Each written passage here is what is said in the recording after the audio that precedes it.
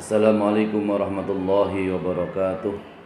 Alhamdulillah rabbil alamin. Allahumma shalli ala sayyidina Muhammad wa ala sayyidina Muhammad. Amma ba'du.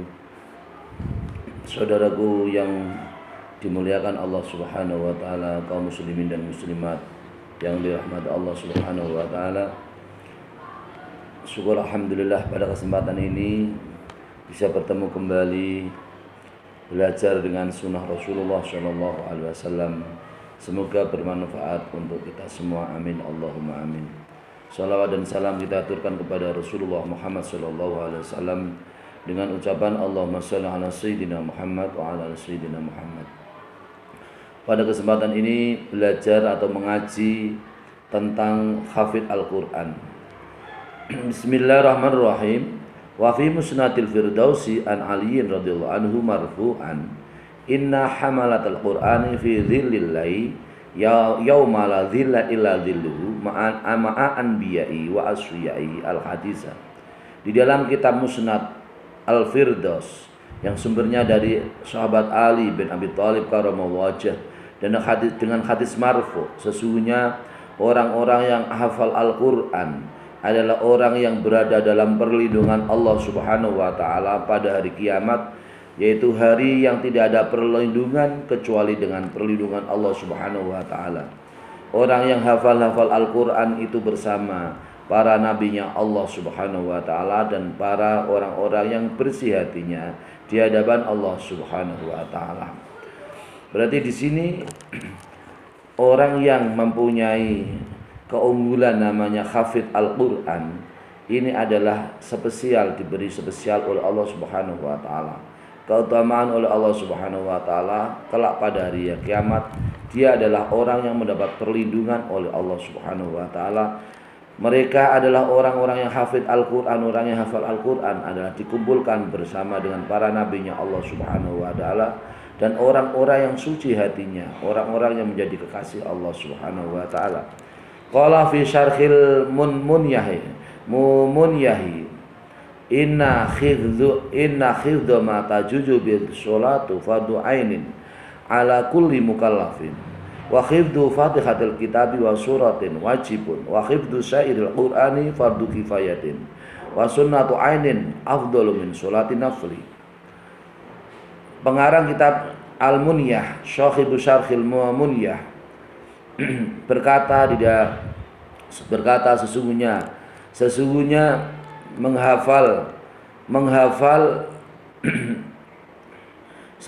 hafalan yang ada pada sholat kita, yang ada pada sholat kita itu adalah fardu ain setiap orang mukallaf. Jadi kita ini orang mukallaf, orang Islam ini harus hafal sesuatu yang kita baca ketika melaksanakan sholat. Hafal yaitu hafal Fatihah. Fatihah ketika kita melaksanakan sholat harus hafal. Menghafalkan Fatihah, Fatihatul Kitab yaitu Fatihah, dan juga menghafalkan surat Fatihah itu adalah hukumnya wajib. Sedangkan menghafalkan selain surat Al-Qur'an, selain Fatihah, menghafalkan Al-Qur'an selain Fatihah itu adalah fardu kifayah. Fardu kifayah artinya adalah wajib secara kolektif, dan fardu ain lebih utama dari sholat sunat. Fardu ain lebih utama dari sholat sunat. Intaha, selesai pendapat Syahibu Syarhil Munyah. Jadi pengarang kitab Munyah ini mengatakan bahwa kita semua ini memang harus hafal Al-Qur'an, hafal yaitu Fatihah yang ada pada Al-Qur'an. Selain Fatihah itu hukumnya adalah fardu kifayah. Dan juga surat Fatihah itu adalah, karena surat Fatihah adalah surat yang kita baca di saat kita melaksanakan ibadah sholat. Karena Fatihah itu adalah rukunnya sholat, maka hafal Fatihah itu adalah hukumnya adalah wajib. Tetapi surat-surat yang lain itu adalah hukumnya adalah fardu kifayah. Fardu ain lebih utama dari sholat sunat. Jadi yang kita hafalkan itu adalah menyangkut bacaan-bacaan Fatihah, seperti tahiyat itu harus kita hafal, Fatihah harus kita hafal, dan seterusnya seperti takbir Ya, takbiratul ihram itu juga kita hafal. Sedangkan bacaan yaitu subhana rabbiyal azimi, subhana rabbiyal a'la ketika ruku, ketika sujud, subhana rabbiyal a'la itu adalah bacaannya adalah sunat. Kemudian doa iftitah itu juga hukumnya adalah sunat. Bismillahirrahmanirrahim. Waqad kataba Umar bin Khattab ila Abi Musa al-Asy'ari radhiyallahu anhuma ayufrada li hufadil Qur'ani fil Basra ma yafi bi hajatihim. Umar bin Khattab menuliskan surat kepada Abi Musa al-Asy'ari sebagai gubernur Basrah. Abi Musa al-Asy'ari supaya orang-orang yang hafal Al-Qur'an di kota Basrah itu supaya dicukupi hajat-hajatnya atau kebutuhannya. Subhanallah. Jadi ini Umar bin Khattab memerintahkan kepada Abi Musa al-Asy'ari sebagai gubernur Basrah pada saat itu menulis surat supaya orang-orang yang penghafal Al-Quran, orang-orang yang menghafal Al-Quran supaya diberi kecukupan hajat-hajatnya atau kebutuhannya dicukupkan, yaitu diberi kecukupan oleh gubernur Abi Musa al-Asy'ari.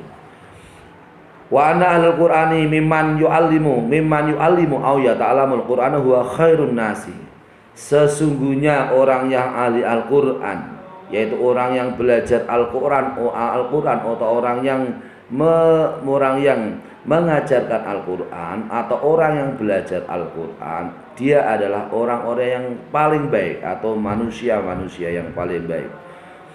Utsman bin Affan radhiyallahu anhu qala Rasulullah sallallahu bin Affan radhiyallahu anhu qala Rasulullah sallallahu alaihi wasallam khairukum man ta'allama al-Qur'an wa 'allamahu wa fi riwayatin inna afdalakum man ta'allama al-Qur'an wa 'allamahu rawahu al-Bukhari. Hadis yang diriwayatkan oleh Imam Bukhari yang sumbernya dari Utsman bin Affan radhiyallahu anhu. Utsman bin Affan berkata, Rasulullah sallallahu alaihi wasallam telah bersabda, sebaik-baik kamu adalah orang yang belajar Al-Quran dan orang yang mengajar Al-Quran.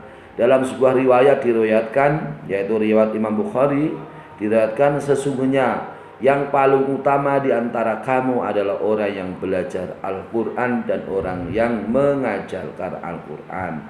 Jadi kita masyarakat Indonesia dan masyarakat dunia ini harus bisa menghargai kepada orang yang belajar Al-Quran, orang yang mengajarkan Al-Quran. Orang yang mengajarkan Al-Quran perlu kita hargai dengan memberikan kecukupan hajat-hajat mereka. Seperti halnya Umar bin Khattab perintah kepada Abi Musa al-Asy'ari supaya penghafal Al-Quran diberi kecukupan dalam kebutuhan hariannya.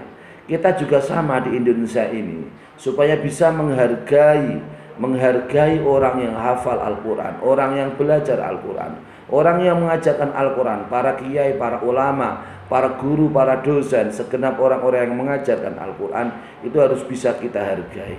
Karena di sini orang yang belajar Al-Quran, orang yang mengajarkan Al-Quran itu adalah sebaik-baik manusia.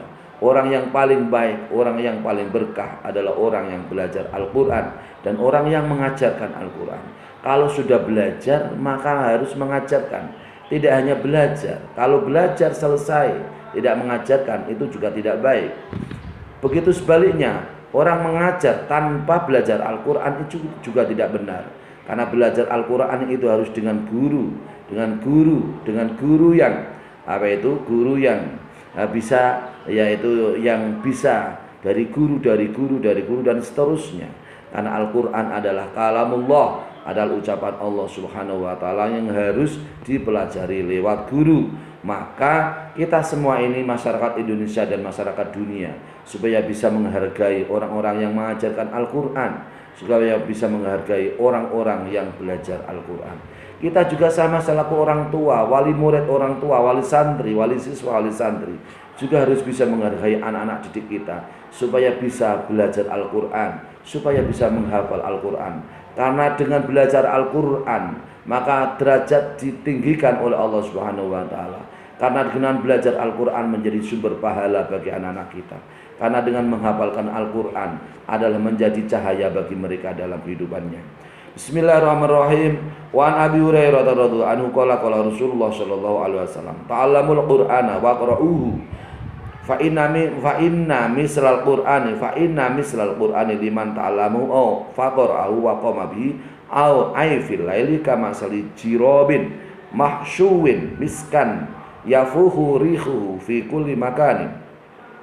Hadis yang sumbernya dari Abu Hurairah radhiyallahu anhu, Rasulullah sallallahu alaihi wasallam bersabda, belajarlah kamu semua Al-Qur'an, belajarlah kamu semua belajar Al-Qur'an dan bacalah Al-Qur'an itu, karena sesungguhnya perumpamaan Al-Qur'an bagi orang yang belajar ada kemudian ia membaca dengan Al-Qur'an dan kemudian ia bangun malam untuk membaca Al-Qur'an pada malam hari adalah seperti kantong kulit yang dibakar oleh minyak misik, di mana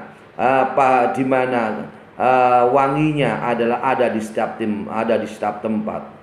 Orang yang belajar Al-Qur'an adalah seperti orang yang keutamanya adalah seperti orang yang membawa minyak misik, di mana baunya adalah semerbak di setiap tempat. Wa masalu man ta'allamahu wa faraqada wa huwa fi jawfihi. Dan perumpamaan orang yang belajar Al-Qur'an kemudian ia bangun malam, maka ia adalah sama halnya ia adalah di dalam tengah malamnya ia adalah belajar Al-Qur'an.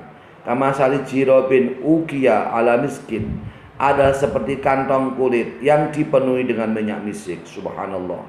Orang yang belajar Al-Qur'an itu sama halnya dia adalah orang yang membawa dalam hal keutamaannya, dalam hal fadilahnya, dalam hal yaitu keunggulannya, dia adalah seperti orang yang membawa minyak misik. Au muli'a miskan warubito alaihi, atau orang yang belajar Al-Qur'an itu adalah orang yang dipenuhi dengan minyak misik dan ia pada dirinya, pada badannya diikat dengan bau-bau minyak misik. Subhanallah. Maka di sini para pemirsa yang dirahmati Allah Subhanahu wa taala, begitu besarnya keagungan Al-Qur'an. Belajar juga mulia, mengajarkan apalagi lebih mulia lagi. Maka didiklah anak-anak kita, anak-anak yang kita bisa banggakan di NKRI, di seluruh dunia, anak-anak yang mampu untuk bisa belajar Al-Qur'an dan mengajarkan Al-Qur'an, yaitu anak-anak yang bisa menjadi idola atau dibanggakan oleh orang tuanya. Wa minha annaman allama waladu al-Qur'ana faqad haza khairan adiman la yusawihi khairun wa anala ajrun kariman la yuwazihi ajrun. Sebagian dari keutamaan Al-Qur'an adalah orang yang mengajarkan Al-Qur'an, orang yang mengajarkan Al-Qur'an kepada anaknya diajarkan oleh Al-Qur'an oleh orang tuanya, maka orang tuanya adalah orang yang memperoleh kebaikan yang sangat agung, di mana kebaikan itu tidak ada yang membandinginya. Dan orang tua yang mengajarkan Al-Qur'an memperoleh pahala yang sangat mulia, di mana pahala itu tidak dibandingi, di mana pahala itu melebihi dari yang lain, melebihi segala-galanya. Orang tua yang mengajarkan anaknya mengajarkan Al-Qur'an, maka sangat mulialah anak itu, dan juga sangat mulia orang tuanya yang mengajarkan Al-Qur'an. Maka para pendengar pemirsa yang dirahmati Allah Subhanahu wa taala, maka biasakan kita semua, minimal orang tua di rumah, mari kita ciptakan rumah kita baiti Al-Qur'an. Rumahku adalah rumah Al-Qur'an. Rumahku adalah rumah yang penuh dengan cahaya. Rumahku adalah rumah yang penuh sinar Al-Qur'an. Rumahku adalah rumah yang penuh dengan kedamaian. Rumahku adalah rumah di mana Allah Subhanahu wa taala menurunkan beberapa malaikat kepada kita semua. Kita semua yang belajar dan mengajarkan Al-Qur'an, maka Allah menurunkan malaikat-malaikat. Mereka semua mendoakan kepada kita semua. Amin Allahumma amin. Semoga bermanfaat. Wallahul muwaffiq ila aqwamit thoriq. Wassalamualaikum warahmatullahi wabarakatuh.